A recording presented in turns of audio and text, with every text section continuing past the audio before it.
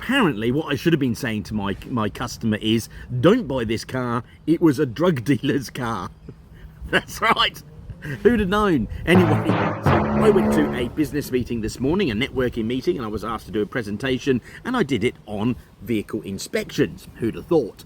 And but what a better way of getting the ball rolling, of saying Ford versus Holden. What do you support? Of course, some people put their hands up for Ford, some for Holdens, because it's a group of business people who are quite savvy.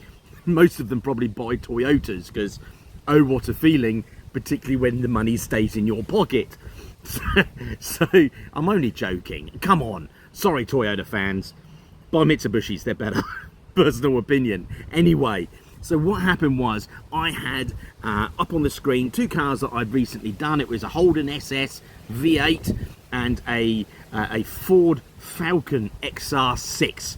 And I put them up, 2 comparisons. Yay, we're going to have this. Of course, the Ford had been put into a poll at some point and it hadn't been registered as a write-off, so that had been redone and put on the road, so obviously don't buy that one.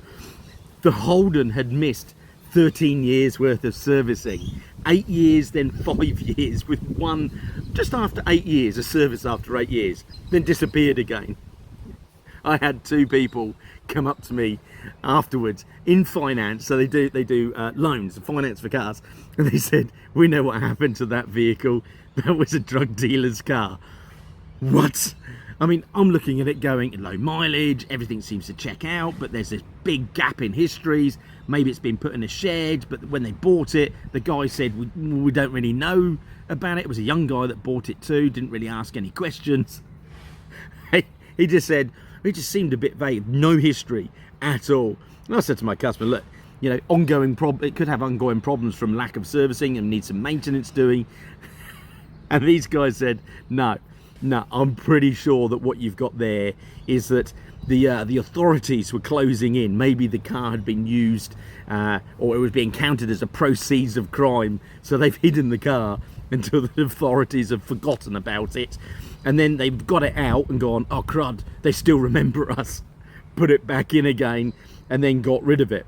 Because let's be honest, when you're looking for a vehicle, you're probably not thinking, if I buy this, am I going to have people chasing after me for, I don't know, arrears of payments that I didn't make, or shipments that have disappeared into nothing, or the authorities stopping me every 5 minutes. But there you go. Anyway, apparently, according to them, the finance people, it was one of those cars.